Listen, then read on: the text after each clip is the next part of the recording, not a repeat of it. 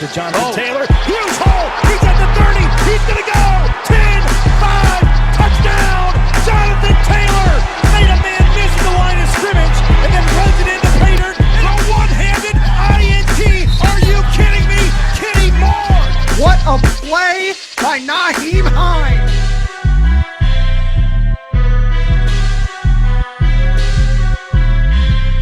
Horseshoe is back, baby.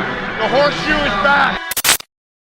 What's going on, Colts Nation? Welcome back to another episode of the Bring the Juice Colts podcast. We are about 24 hours and a week away from the start of free agency, guys. A lot is going on, and today the franchise tag period has been ended.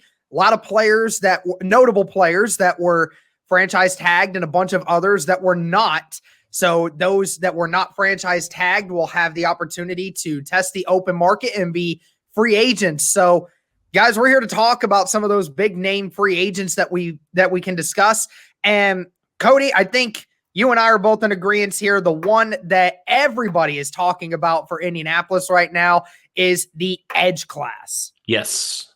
Yes. I mean, man, this is a good one, dude. Yeah, I was going to say, this is the craziest, most talented edge class I've seen in free agency in a long, long time. So, I mean, there's so many guys we're going to talk about that could be potential fits with the Colts. And honestly, I'm good with any of these guys because there's so much talent here, so much proven talent here of guys who have been stud pass rushers in the past couple of years. So, man, this class gets me super excited. It's crazy. All these guys didn't sign these franchise tags. And I'm like, man, Ballard's going to have his pick of, funny enough, the biggest position of need on defense, the edge rusher. He has a giant crop of these guys here to pick from, dude. A lot of them. It is crazy, man. And just thinking, whoever it is, if Ballard signs one of these guys, pairing him with Buckner and Grover Stewart, man, holy smokes, this defensive line. Oh my gosh, yeah. I mean, dude, and let's get into some of these names, dude, because there's a bunch of them here. I think it's only fair we talk about the biggest name in the edge class free agency market, and that is Shaq Barrett. A lot of people have been talking about it, and the Buccaneers have franchise tagged Chris Godwin earlier today, and they also restructured Lavonte David's contract to 2 years, $25 million. So he is off the board, but amazingly, that Lavonte David only got that much. That's like a discount and a half compared to what he just did last season, and they're only giving him $12.5 million a year. I mean, he got a king's ransom from anyone else, but I mean, they got him for a discount. It makes me wonder if the Buccaneers are actually going to be able to bring Shaq Barrett back here, Cody. I know. Yeah, that's what I'm thinking. I'm like, man, the Bucs are going to have to make some decisions. There's some other Antonio Brown's another name they have to decide. There's a lot of these guys they have to decide who they're going to bring back and who they're not going to bring back. And you're right, Shaq Barrett, he's going to command a lot of money. I don't know if the Bucs are going to be able to afford him with all the other guys they're going to have to pay, right? And for that reason, there's been rumors they're trying to bring him back. But what's that going to look like? I know, Derek, we were talking about off air, okay, does he take a little bit of a discount, or what does it look like? Because, the Bucs did just win the Super Bowl. Does he want to stay with Tampa Bay? But from a money standpoint, I feel like there's other teams, including the Colts, that could probably offer more than the Bucs could offer him right now, considering all the guys they've just paid. So, he's definitely the biggest name in this free agency class. For a good reason. He's just been a stud pass rusher these last couple of years, and definitely deserves to get paid like one. So, the question will be, obviously, how much is Ballard willing to spend on one guy on the edge? But Shaq Barrett certainly is the top of the crop here with a lot of really good pass rushers, if that tells you anything on how good he's been over the last couple of years for Tampa Bay.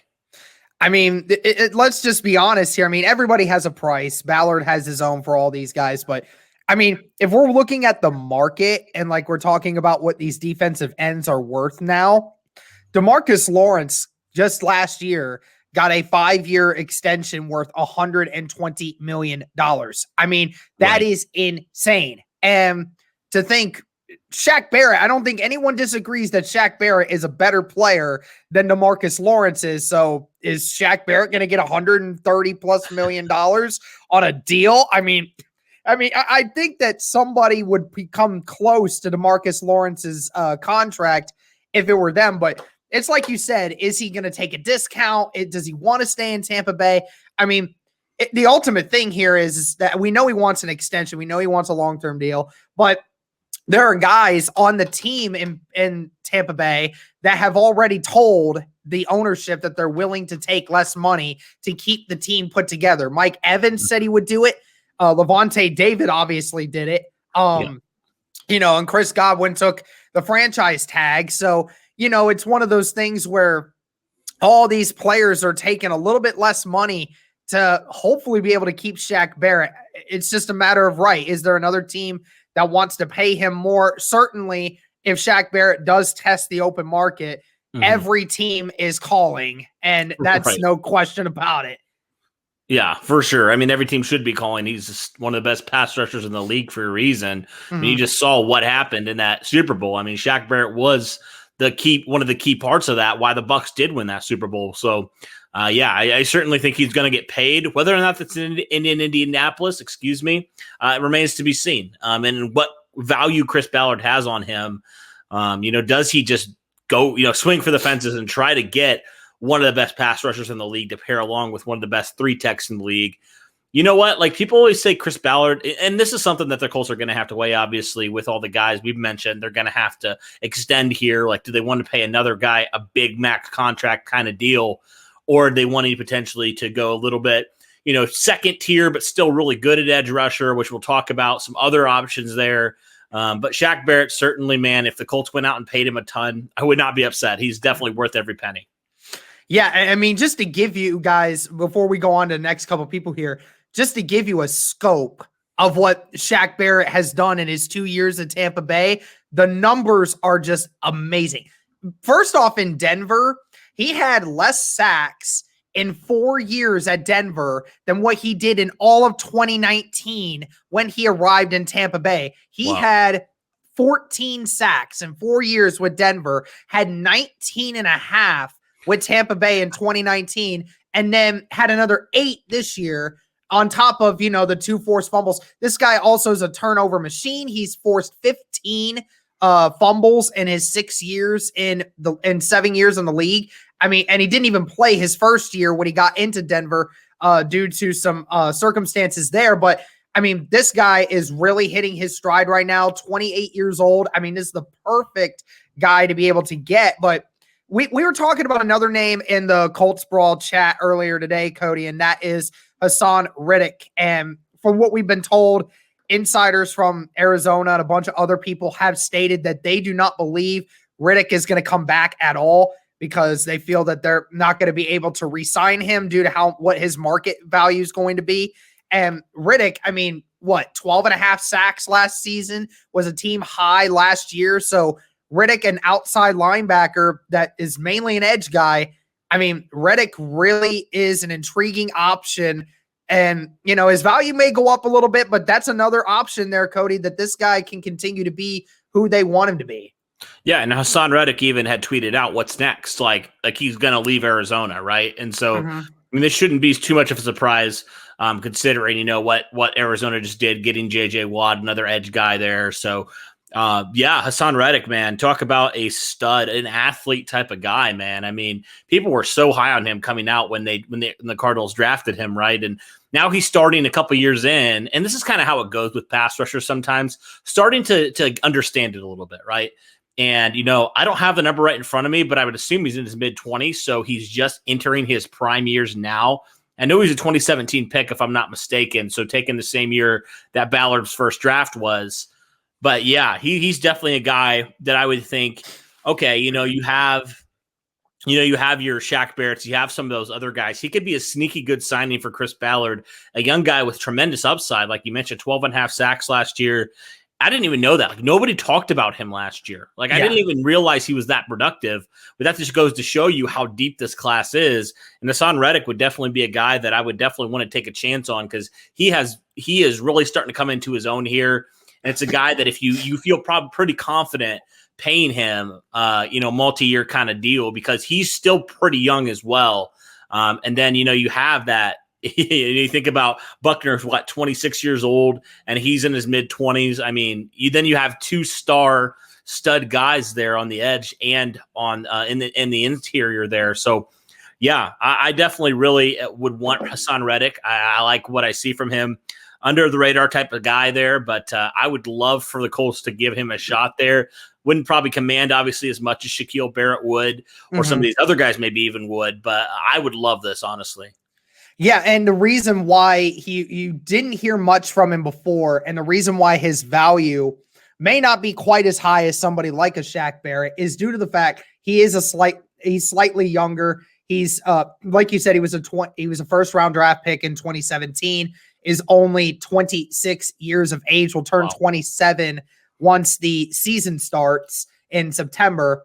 But I mean, going through his 4 years in Arizona, I mean, again, another player that like just as time went on got really, really good. I mean, in his first year, in his first 3 seasons, he had 7.5 sacks with 3 forced fumbles. And, was getting around the low 40s in tackles. So, was productive, nothing crazy, but, he was productive. And then this last year, 12.5 sacks, had 43 tackles, 6 forced fumbles. I mean, this guy just had a phenomenal year. That's where it kind of stands out is he's the 1 year standout. He's the guy that, the reason why now all of a sudden he's so high praise is because of the recency stuff, right? The first 3 years didn't matter. Now all of a sudden seems like he started to figure it out. So, Hassan Reddick is a very intriguing option because, when you're second in the league in forced fumbles and you're tied for 4th in the amount of sacks, your name's going to get called quite often. Yeah, for sure. And maybe I could see, honestly, this is maybe another reason why is like you mentioned, like this is his first year actually having double-digit sacks. Some teams could be like, was that a one-hit wonder type of thing? Do we take the risk on paying him a ton of money for only really 1 year of elite production? So I could see that potentially being a kind of a knock on him moving forward because he did struggle a little bit there early on. I know he didn't really see a lot of playing time there early on in Arizona for being a first round pick, but yeah. And there's also, maybe there's a reason why Arizona is letting him walk too. You know what I mean? Like that could be a question mark too of why they would let a 26 soon to be 27-year-old hit the open market like that. So, but yeah, I like him. I like his upside. I like his potential. I feel like he's starting to get there, but he's still very young. So he still has a lot of room for improvement, a lot of room for growth there. Yeah, and he would work perfectly with just having somebody on the inside like Buckner to take some of that pressure away. Also, quick note, also with Reddick, has not missed a game in his first 4 years. So he's been reliable all across the board. No injuries, no health-related concerns, no off-the-field issues. This guy is a clean slate. So it's great to know you'd be getting somebody like that. The next player we have, and it's been the one name that has really been picking up steam recently, it's Romeo Okwara from the Lions. The Lions stated that they're not franchise tagging him. To me, this is a grave mistake by Detroit to have them do this. I mean, this is a guy that, just like the other 2 guys we mentioned, really stood out this year. And for a Lions team that didn't have a lot of, for the last few years, that has not had a whole lot of great things to say about its defense, Okwara was one of the only standouts that really showed you what he can do. And I mean, again, this guy's coming off a full season. He's only 25 years old. So let's get that right. 25. He's actually going to turn 26 in the summer. Had 10 sacks. Played in all 16 games, had 44 combined tackles, 11 tackles for loss. Think he was actually top 7 in both categories of sacks and pressures and tackles for loss. So, I mean, this is a young guy that, again, is really showing his value. He got to Detroit and he started from the get-go, showed you how good he was. And, I mean, this is another name here that there's some people that still think he has even more that he can still get better at. So, I mean, this is if you're telling me a guy can get 10 sacks at 25 years old and still tell me that he has more that he can offer, I'm taking that any day. I'm taking that chance. Yeah, and the pressures, like we always say, like stats don't tell the whole story. Like, if you're counting pressures and sacks, DeForest Buckner probably should have had like 15 sacks plus. Yeah, right. But like, that's good for me to hear. Like, he's top in sacks and also in pressures. So like, it means he's still affecting the quarterback, whether or not he gets counted as a sack on the stat sheet. Mm-hmm. So I like that from that standpoint. Like, he's ultra productive. Yeah, he had double-digit sacks, but he also was continuing to put heat on the quarterback even when he wasn't getting credited with those sacks. You mentioned 25 years old. The age is right there for what Ballard wants. Detroit's kind of like, it seems like they're just kind of trying to rebuild at this point, right? They're just kind of letting everybody walk. Kenny Golladay, another name that I'm sure we'll bring up when we go to wide receivers. But yeah, it kind of seems like he just needs a different start here, and Indianapolis could be a great fit there for Okwara. I'm glad I said his name right because I messed it up so much in our previous Q&A. I couldn't say his name, so glad that I'm finally getting it. If the Colts sign him, I'm going to have to make sure I learn that. And or else Rashad will never let you hear the end of it. Well, it's funny, like Ballard like drafts these guys and brings these guys in. Like Ben Banagoo, it took me a while to pronounce his name right. And, Pat McAfee had to be very specific on Okariki's name when he drafted him, too. Okariki, yeah. I mean, yeah, the last names are really funny for some of these players that Ballard drafts. It is pretty funny. Yeah. And also on top of that, had 3 forced fumbles this last year. Yeah. So every single one of these 3 guys that I keep mentioning, the fumbles are there. They're really good at not only being able to sack the quarterback, but also being able to force fumbles. I mean, that'll go a long way when you're playing alongside Darius Leonard. I'm just saying. Yeah, and that's what the Colts defense is predicated on, right, is forcing turnovers. So all these guys fit that mold on guys that are just wreaking havoc, forcing fumbles. That is exactly what the Colts are looking for in their defensive ends. All right, one more player here we'll get into. Only one? I got another one, too. Oh, I got more here. I'm just saying, like, we got another one here that I kind of branch into the list of names that the Colts will think extremely highly of. And then you have a section of guys that could be on that second tier of guys that I think Ballard will continue to take a look at. And then others that are like risks. I mean, obviously we won't get into every defensive end or edge rusher that we have, but one other name that we've been told the Colts are looking highly into, and that is Bud Dupree, outside linebacker from the Pittsburgh Steelers. I mean, last season, before he had his injury in week 11, had 8 sacks, 2 forced fumbles, had 31 tackles. I mean, and also in 2019 had 11 and a half sacks, really started to show his worth. So over the last 2 seasons, again, he was on his way to having a second straight year with double-digit sacks. I mean, him and TJ Watt on the edges for the Pittsburgh Steelers has been a very dynamic duo for that Pittsburgh defense. And you obviously saw a lot of things change with that defense when Bud Dupree went down. I mean, Devin Bush went down. That hurt them. Bud Dupree, one of your better edge guys, going down definitely hurts. Bud Dupree is another name where, you're not going to have to pay him Shaquille Barrett kind of money, but, I think this is a great guy that, you bring in straight up for a relatively good price here. And this is a guy that can really thrive on this defensive line with the help of Buckner on the inside. Yeah, and, he is kind of like, he's still in the 1, but he's like the 1B kind of guy where it's like, he's productive, but like he's not Shaquille Barrett, he's not Romeo Okwara or any of those guys. And the injury, obviously, you have to factor that in as well. So I think you can get him at more of a reasonable price than some of these other guys. But yeah, he is a very productive guy. I would not be surprised at all if the Colts went after a guy like Bud Dupree, super talented player. You mentioned he's been productive with Pittsburgh. So overall, yeah, I would not mind Bud Dupree at all. Still a young guy. You've noticed a trend here. All these guys are young pass rushers, which I think is why we're so excited and feel like the Colts need to pounce on one of these guys because they're all so young and they all have shown production. Bud Dupree's no different here. And they're all hitting their strides right at this age, too. Right, they're entering their primes. This doesn't happen in free agency. Yeah.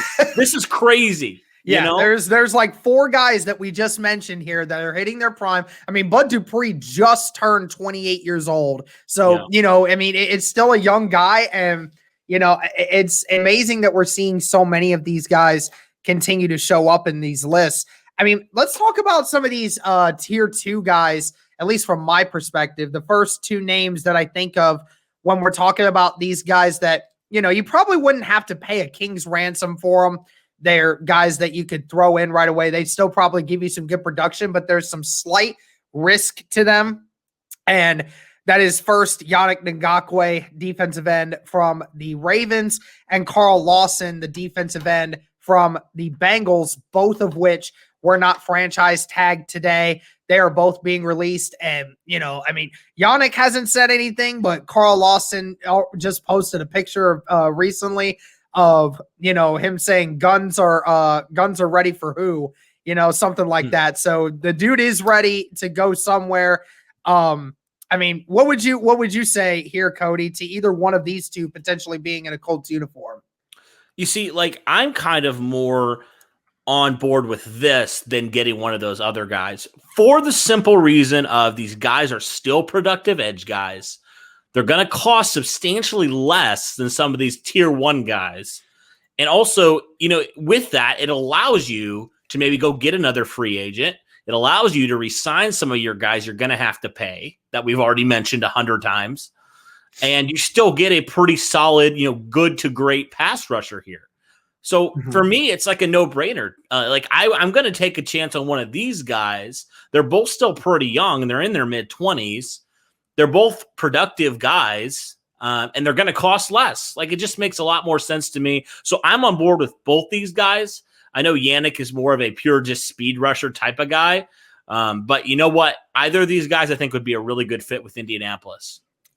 Yeah, and both of these guys – age-wise, both are 25 years old. So, both of these guys still have a lot of time to really figure out what they want to do. Yannick's going to turn 30 or 26 here in March. So, and Carl Lawson is going to turn 26 at some point in the summer. So both these guys going to be 26 coming into the season. Both have shown some production. Yannick has shown a little bit more production than what Lawson has, but I think Lawson, has been also a part of a lot less good defenses and has really been singled out a lot more than some of these other guys. I think Lawson has a lot more room to grow, but again, the combined tackles for him and, the sacks, has 20 sacks in 4 seasons. His rookie year is when he had 8.5 sacks. The dude was playing really well. And then, like I said, it's kind of hit that little bit of that cliff. So, I think Lawson would be another one that's, it's a higher risk, but it's another guy that if you put him in the right system, I think he would thrive. And Yannick has, for the life of him, this guy has not finished with less than 8 sacks in any season that he's played. So the production is always there. Might not, some of the numbers may not always pop off, but when he was in Jacksonville in 2017, when they were riding high, had 12 sacks that season and has continued to have 8 or 9 sacks every season since then, with all the uncertainty that's been going around with him and the teams he's playing on. So, again, another player that I think if you just put in the right system with the right kind of people, I think both of these guys can really do a lot of damage. And then some of these other names that I have here, obviously this isn't all of them, but there's a couple that really ring a bell. One of them is Tyus Bowser, other defensive end for Baltimore. Von Miller's name has been brought up several times. And Leonard Floyd, the outside linebacker for the Rams. So make sure I get that right. I accidentally said the Bears one time in a video and I got crucified for that. He was on the Bears. He was on the Bears and I completely forgot that he moved over to the Rams. I watched him play with the Rams all season, but forget he's on the Rams. I'm sorry.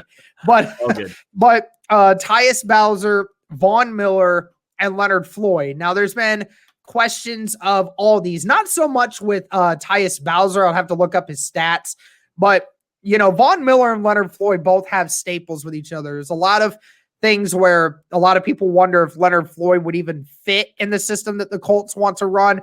And then Von Miller's got those off the field issues that he's dealing with on top of him being older. So, I'm personally not a fan of bringing Von Miller. I want nothing to do with Von Miller. I think if we were just going to sign an aging free agent edge to go with this team, I would rather just re-sign Autry.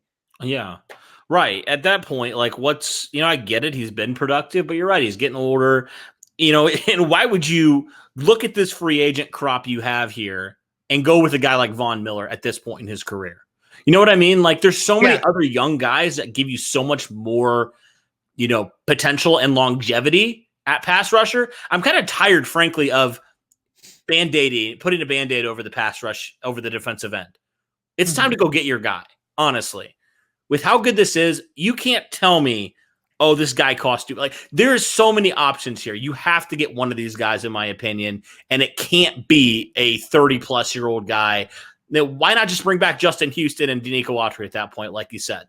Like, what is the point, especially with the legal allegations? I'm not about that. I'm really not about that, and I just think the Colts need to, like I said, like go after one of these guys that's a little bit younger, that's a little bit, more of a risk maybe, like you don't know, but they also have a lot higher ceiling at this point. I'd rather take that risk personally than go and get a guy that's, on the wrong side of 30.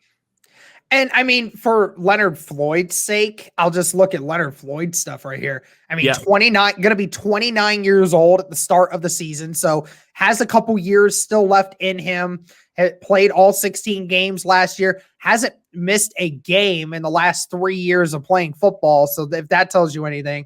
And in one season with the Rams, has a career high in sacks with 10.5. So, again, another low end kind of guy where I think, his value will probably go up because, I thought he took a back seat to Khalil Mack. He took a back seat to Aaron Donald and all these other guys. He's been taken a back seat by so many of the biggest names and edge rushers that we have in the game that, all of a sudden now he gets to the Rams and he played pretty well. So, Leonard Floyd's going to definitely be an interesting one. And, Tyus Bowser is a very low end kind of guy where you would think, he's probably not going to cost very much because, he doesn't have a ton of production in the 4 years that he's been with Baltimore. He's only 25. He's going to be 26 this year. Only had 2 sacks last year. So, it's a kind of guy where, schematically you think he can make a difference, but honestly, I wouldn't even touch it. I would just, I would consider more of Leonard Floyd because I know what I got in Leonard Floyd. Yeah, it's time to stop. This is my thoughts. It's time to stop signing guys based off of, what you think they can do. We already have guys that they have potential, right? It's time to stop signing guys off potential, start getting guys who can produce at defensive end. That's where my mindset is, approaching this free agency. Hopefully Ballard is there too, because let's be real, like Ballard's been great, but he hasn't been great so far at drafting edge rushers. He just hasn't. I mean, I think we can fairly say that. And, we love Ballard as much as we do. I think that's one of his weaknesses right now, at least in terms of drafting for Indianapolis. So, I definitely think right now you got to go after one of these. Maybe not the biggest name, but I think you got to get a guy that's been fairly productive, kind of get a sure thing there at pass rusher.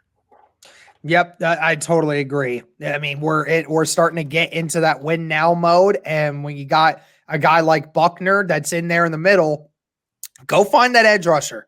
Go find the guy that's going to make a difference and help with so much more than what we originally said with Autry and Houston in those videos.